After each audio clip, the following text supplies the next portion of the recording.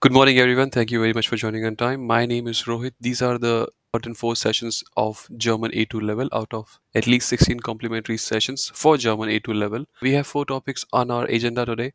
We will start by looking at adjective ending rules.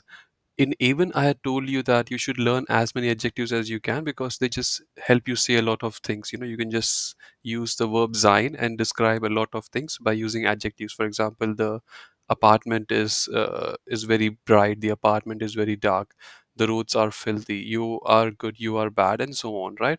You can describe your mood with the help of adjectives, but now you are supposed to learn adjective ending rules.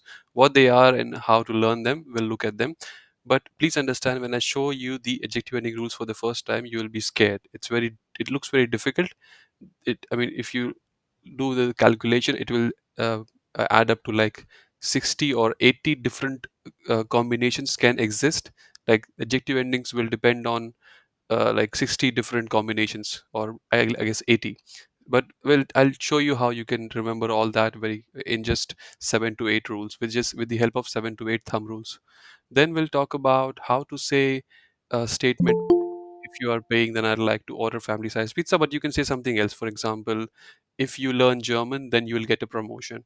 When I learn German, then I get a promotion, right? So, how to say conditional statements in German language, that's what you will learn.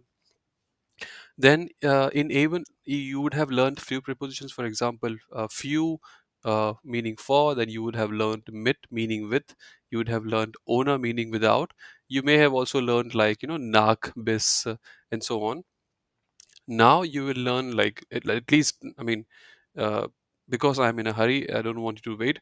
You will have to learn today more than 25 prepositions. And you may already know them because I teach all the prepositions in A1 also. But if you're joining me for the first time, you will learn them for the first time. But if you were part of A1, it will be a repetition. Then will the fourth part is, of course, we'll do vocabulary training. So you already have had, I have given you the access to the vocabulary list. I hope you have gone through it. Your job was to go through it and see if you know the meanings. If you don't know the meanings, you are supposed to look for its meaning, and then you are supposed to make a statement for each word. And yeah, that's what we will do today in the vocabulary training part. You will have to tell me the meanings of those words. uh, I believe that's the agenda. Let us continue. If anytime you have any questions, please raise your hand and then you can ask your question. So, disclaimer, guys, if you're preparing for German language exam, please do a lot of homework. Just depending on these sessions will not be the best decision, because exam is not just about grammar and vocabulary. You have to do practice, right? You have to speak, you have to write, you have to listen, you have to read. And we are not doing that over here because we have only 16 hours. Let us start with adjective ending rules. In this topic, I want to help you understand how to remember adjective ending rules in German language. But before I do that, let me scare you for just 2 3 minutes. On the screen, you have three different tables. All the tables have the first column has like nominative, accusative, dative, nominative, accusative, dative, nominative, accusative, dative. Then the rest of the columns are titled as masculine, feminine, neutrum, plural. Be with me, you'll understand this. Now, if I look at the first sentence, Ich bin der schlaue Ingenieur. Ingenieur is masculine, yeah, and it's a noun, and it finds itself in nominative case because the verb is sein, right? And whenever you have the verb sein in the sentence, the object is almost always in nominative case. Let's look at the next sentence. Ich bin die schlaue Ingenieurin. Ingenieurin is just engineer who happens to be a woman. So here the Ingenieurin is feminine, yeah. But also it also finds itself in nominative case because the verb remains the same, sein, conjugated for ich becomes bin. The third sentence is Ich bin das schlaue Kind. I am the. So, by the way, schlau means smart or clever. Kind means, kid. Here, kind is neutrum, but it also finds itself, and it finds itself in nominative case. Wir sind die schlauen Personen. We are the smart person or smart people. Here, persona is plural, and it finds itself in nominative case because the verb is sein. Yeah. Let's look at the next row of sentences. Ich kenne den schlauen Ingenieur. Here again, the noun remains the same, but now it finds itself in accusative case because the verb is kennen. And what happens if the verb is kennen and the noun finds itself in accusative case? Check the noun, the article changes, right? There becomes they. Yeah. Over here, ich kenne die schlaue Ingenieurin. Die remains die, das remains das, die remains die over here. So when you go from nominative to accusative, the article, only masculine article changes, other articles remain the same. But if you look at the adjective, right? Here it was schlauer, here it became schlauen, here it was schlauer, here it also it remained schlauer, here it was schlauer, it remained schlauer. But the last column, plural, okay, schlauen remained schlauen. Then if you look at the third scenario where the noun finds itself in dative case because the verb is helfer, uh, if you look at everywhere, so for example, here the article is them, but the adjective is ending in n. Here the article is there because feminine dative. Adjective ending still remains n. Here the article is them because neutrum dative. Article ending is n. Here the article ending is n. So article ending is, I mean, you may, I'm saying you'll have to remember the adjective endings, okay? Not the article ending, the adjective ending. If I look at the next sentence, next table, here, uh, I have only three columns because here I'm using indefinite article and like, eine. An indefinite article does not exist for plural case. So we are only looking at masculine, feminine, and neutrum scenarios. If you look over here, check the adjective ending. Schlauer, schlauen, schlauen, schlauer, schlauer, schlauen, schlaues, schlaues, schlauen. Right. Let's look at the next table. Here, the article that we are using is. So just check, for example, like just tell you what is happening over here. The article ending is dependent on the, first of all, which uh, like which gender, if you can call it, whether it is masculine, feminine, neutrum, or plural. So it depends on that, first of all, like whether the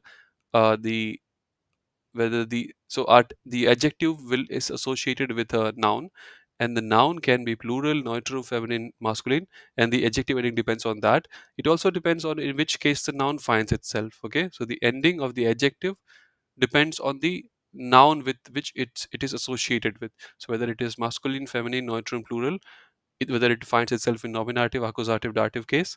You also have genitive case, but I don't want to give you examples of genitive case because uh, I'll tell you later why. I mean, I'll tell you right now. So you don't really have sentences. So for example, where the verb makes sure that the noun is in genitive case. What I'm trying to say is that there are verbs which force the object to be in nominative case. There are verbs which force the object to be in accusative case. There are verbs which force the object to be in dative case. Then there are also verbs which force the object to be in genitive case, but we don't need these verbs. So there are, like, you don't need to learn the verbs which force the object to be in genitive case, but otherwise there will be genitive case, right? There can be a preposition which forces the object to be in genitive, which forces the noun to be in genitive case. If you're getting confused, ignore what I just said. We're looking at the third table, right? So we looked at we looked at the similar sentences. uh, Here the article, like here the article was definite article, here the article is indefinite article. Let's look at possessive article, right? So over here, er ist unser bester Ingenieur, beste, bestes, besten. Check. So the adjective ending is changing, kind of. Yeah. Now how do you remember all that? If you look at all this, right? So like, so I that's how it looks like, that's how messy it is, right? Then how do you remember all this? And don't forget, I only covered definite article, indefinite article, and possessive article. I have not yet covered the scenario where you can have the negations article, right? Kein. For that as well, the article ending will change. Also, there can be a scenario where you use no article, right? There are situations where you don't use any article.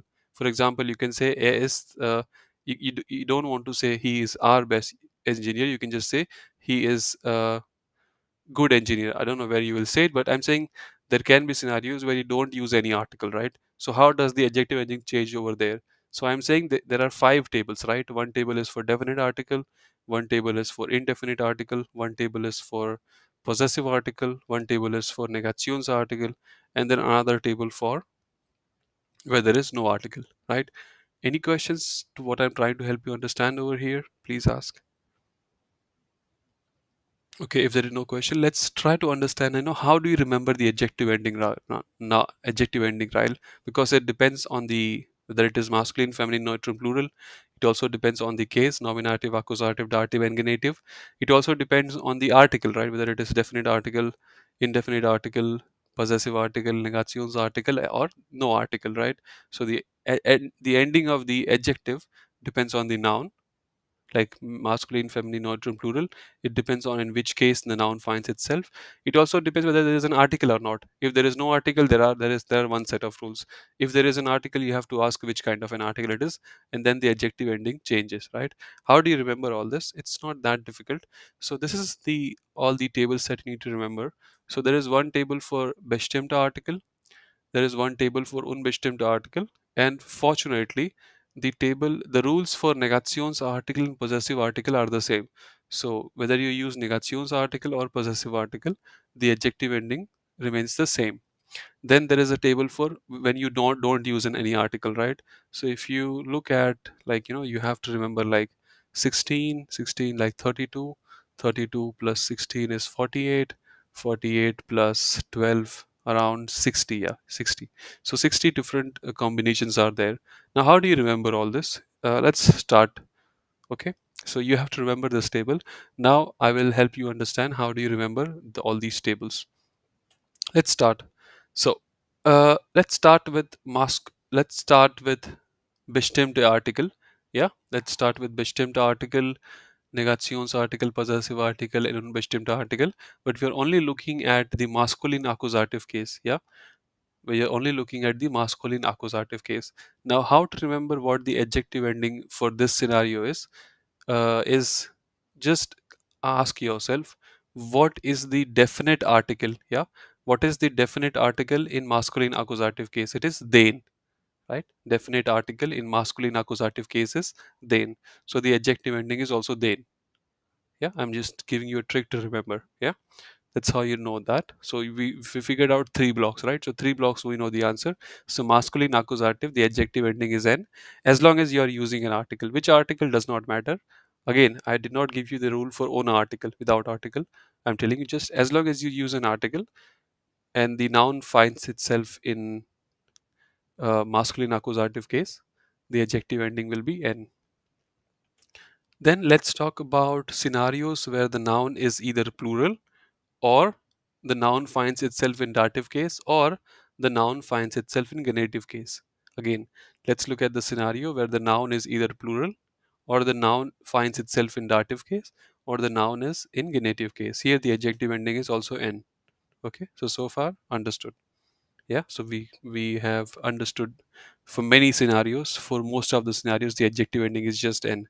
Yeah, let us look at uh, feminine, right? These two blocks. Okay, feminine, these two blocks. What is the adjective ending over here? This just have to remember, the adjective ending is a. That's it. Yeah, adjective ending is a. Few more blocks are left. Let us look at masculine nominative. Yeah, let us look at masculine nominative. Here, if you want to know what the adjective ending is, uh, there are two sets of rules. So it is a for bestimmte article, and it is air for other scenarios. Now, how do you remember this? Just ask yourself, what is the bestimmte article for masculine nominative case? It is there, right? There. Normally you say there. And because the sound of air is already there, the adjective ending need not have the sound of air. So it has a. Other way to look at this is, what is the article, what is the unbestimmte article, indefinite article for masculine nominative case? It is ein. Yeah, the article is ein, and here you will have kein. So the sound of air is not there, and that's why the adjective ending should have the sound of air. I'm saying these are just, simple. These are not like actual rules. I'm just giving you some tricks to remember these rules. Yeah, let us look at the neutrum blocks. Yeah, here again two sets of rules. You have a for bestimmte article, and you have s for other scenarios. How do you remember this? Again, same question. What is the definite article for neutrum? Again, definite article for neutrum. nominative and accusative, you will say it is thus. So the sound of S is there, right? So the sound of S is there. So here you need not have the sound of S, just A is fine. Over here, what if I ask you what is the negations article for neutrum nominative accusative case? You will say it is kein, right? Kein here, kein here. So the sound of S is not there, right? Which you normally have in definite article. That's why you should have the sound of S in the adjective ending. S. The same applies over here as well. So we covered three tables. Yeah. We still have to cover the table where there is no article. Now, how do you remember all this? It is also not so difficult to remember. Just I have some simple rules which you can remember, some simple tricks. So let us start with for the table where there is no article. Now I'll give you all the answers at once, right? So if you want to fill this table, if you want to remember this table, the first three rows, okay, the first three rows, nominative, accusative, dative, just ask yourself, what is the definite article in masculine nominative case? It is there. So the adjective ending will be air. Again, you are remembering this table so that you can use adjective ending, correct adjective ending, when you are not using an article. And to remember the adjective ending, I'm giving you a trick.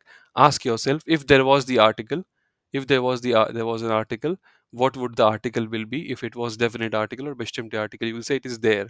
So the adjective ending is air. Here the article would have been the, so the adjective ending is a.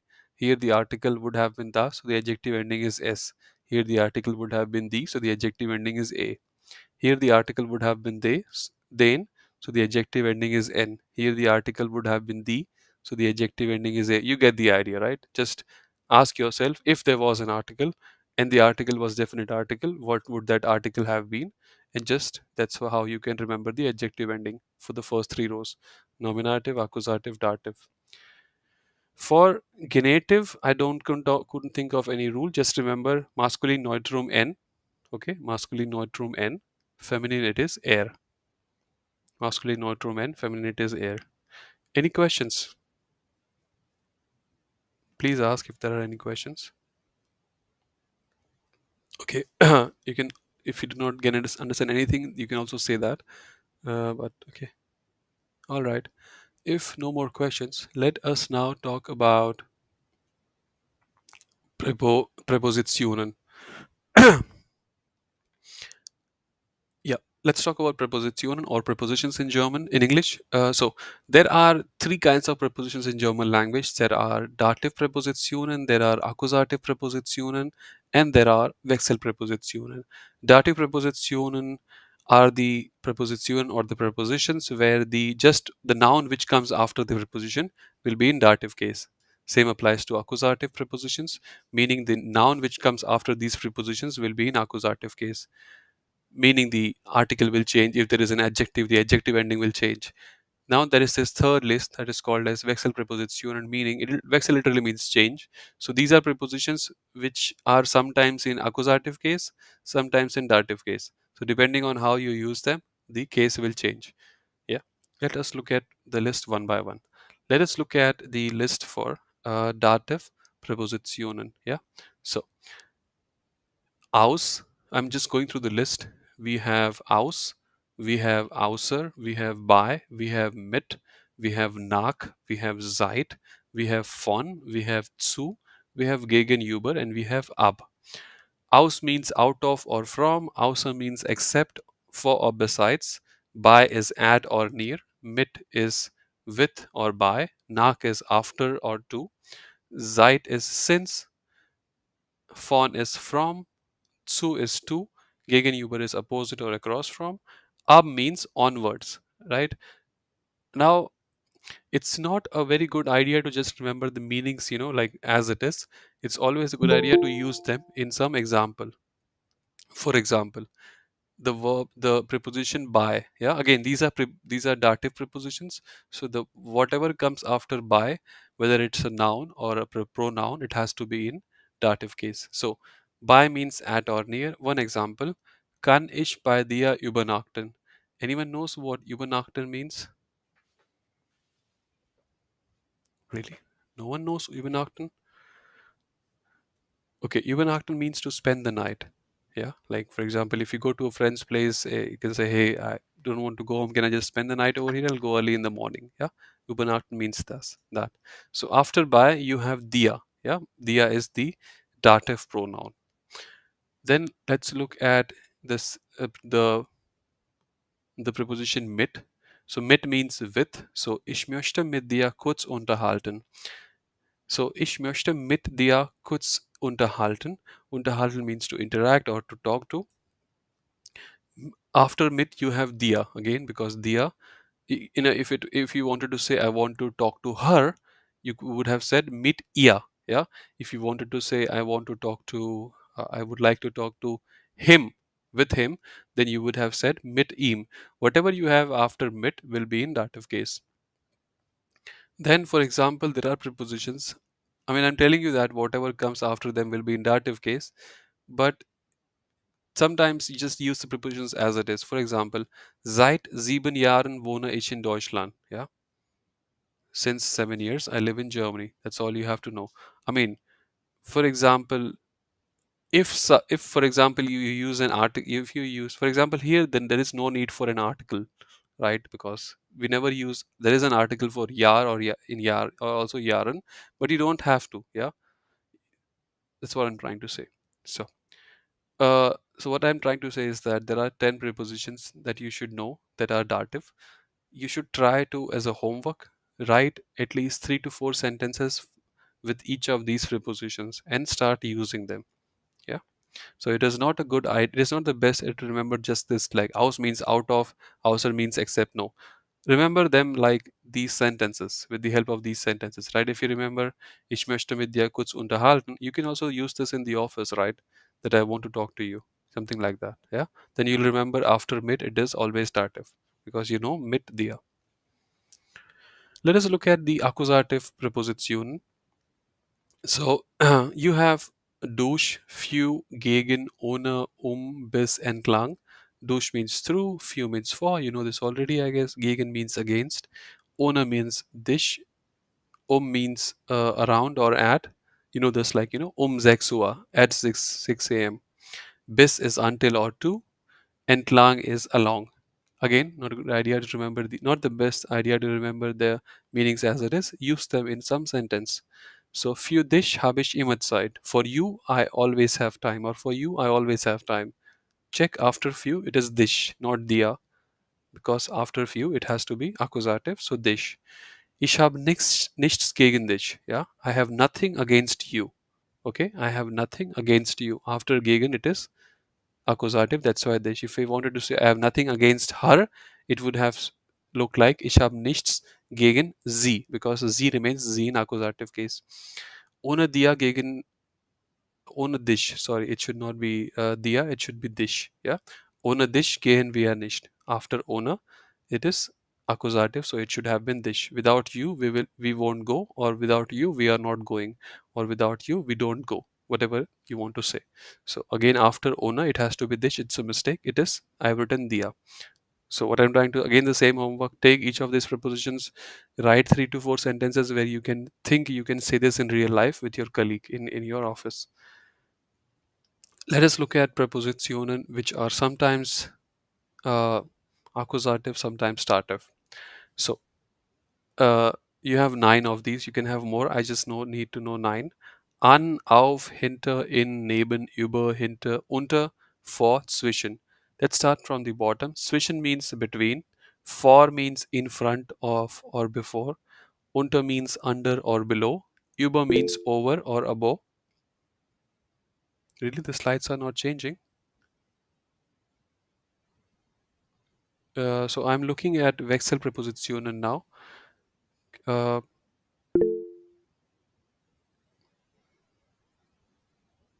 Okay, it's changing. All right. So I'll start again. So we are looking at Wechsel prepositionen. These prepositions, Wechsel literally means change.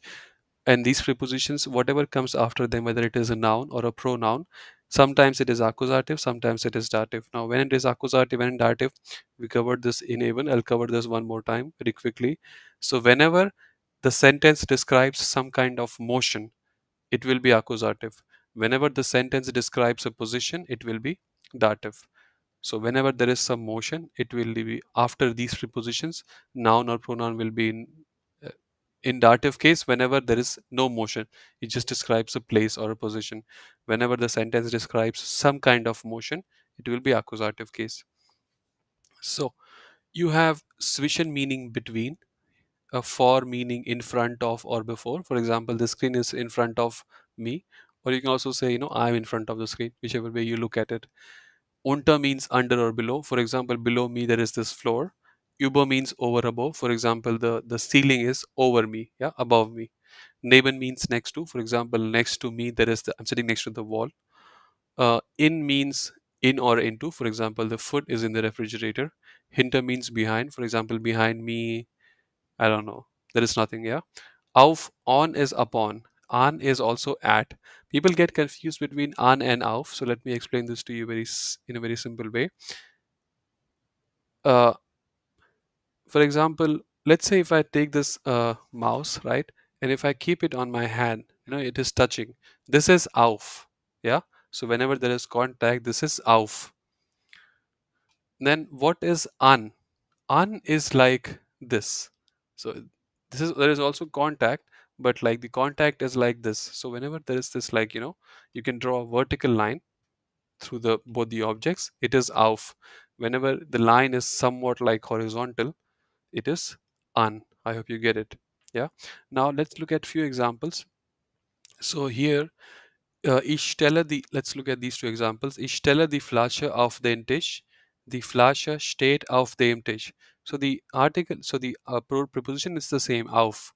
But here it is den, implying accusative. Here it is them, implying dative. Now what changed? As I told you, whenever there is some motion, the sentence describes some kind of motion. After the preposition, it will be accusative. Now, what do you mean by motion? Let's look at this. Ich stelle die Flasche auf den Tisch, meaning I keep the bottle on the table, or you know something like that.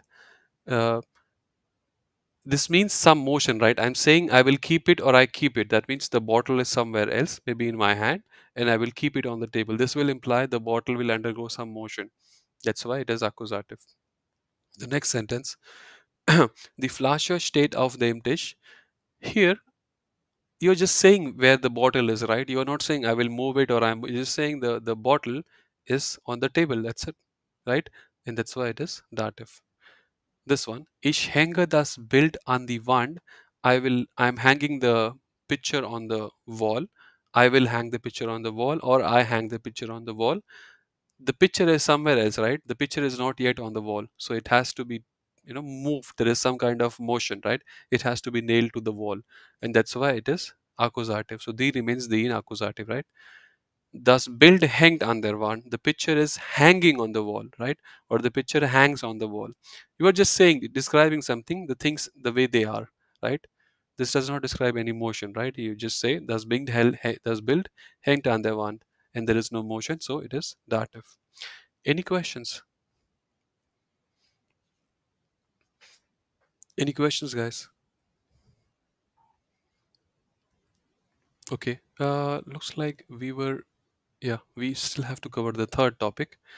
Any questions, please ask. Let us look at the combination of when and dann. So we will now learn to say conditional statements in German. Wenn blah blah blah, dann blah blah blah. Before we do that, let us look at four sentences. For example, du lernst Deutsch. Du willst Deutsch lernen. Ich helfe dir. Ich kann dir helfen. Du lernst Deutsch mean you learn German. Du willst Deutsch lernen meaning you will learn German. Ich helfe dir means I help you. Ich kann dir helfen meaning I can help you. These are just normal sentences, yeah. When you use when or dann, the sentence structure changes. Now, first of all, what does dan mean? Dan, I think you know, dan means then. What does when mean? So when can mean when, like, the WHEN of English. It can also mean if. If you do this, then that happens, right? If blah blah blah, then blah blah blah. When can also mean when as it is, just WHEN.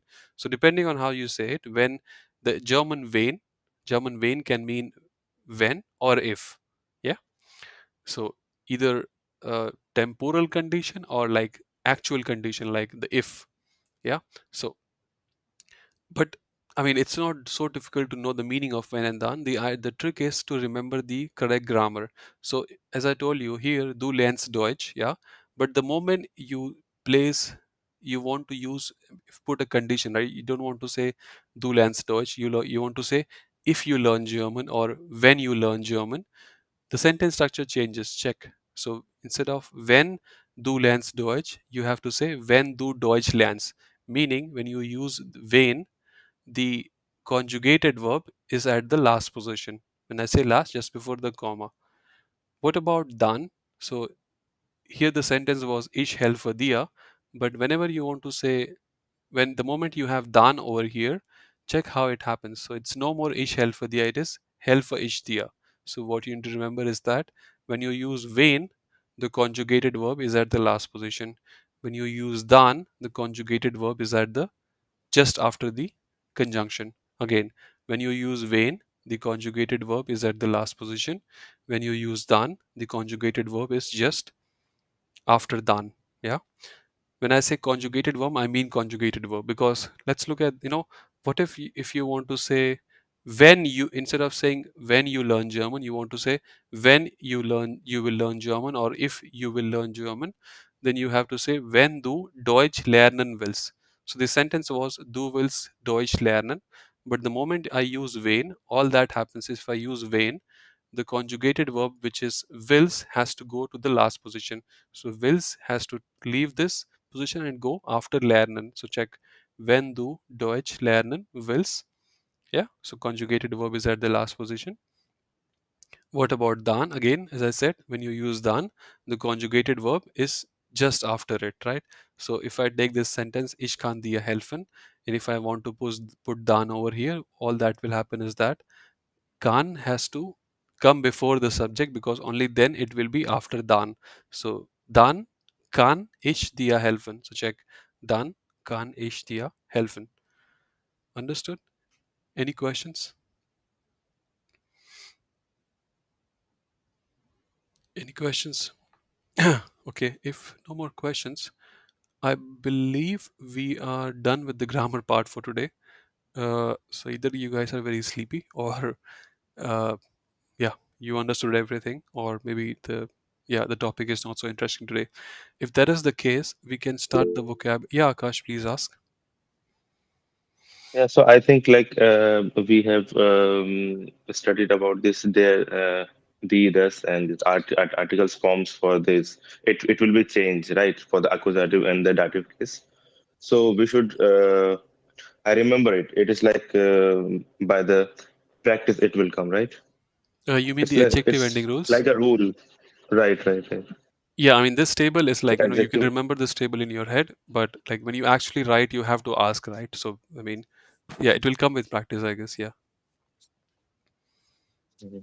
if that is, I mean, Okay. this is, yeah. Mm-hmm. Continue, please. No, it's fine, fine. Oh, it It's was fine. fine. Okay, yeah. So I mean, the trick to remember is that, like, you can. So the moment you have to decide whether which adjective ending is, you should just ask yourself, because ask whether it is plural, accusative, or dative. The moment it is plural, accusative, or dative, the adjective ending is going to be n, right? If that is not the case, ask, okay, not plural, not accusative, not dative. Is it feminine? If yes, then the adjective ending is a. Yeah, something like that, right? And if you want to be Yeah. sure, whenever you use adjective just next to a article, if you don't want to make mistakes in exam, make sure the noun is plural. Just somehow force the noun to be plural, and the adjective ending will be n, for exam. Okay. If that is not the case, we can now do the vocabulary part, right? So I will have to unshare my screen and then share it again. Give me a minute.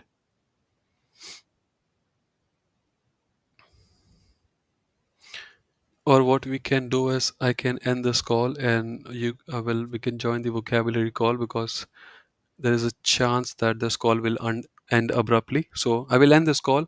I will post the link in the call. Join using the vocabulary call, guys. Okay. I will end.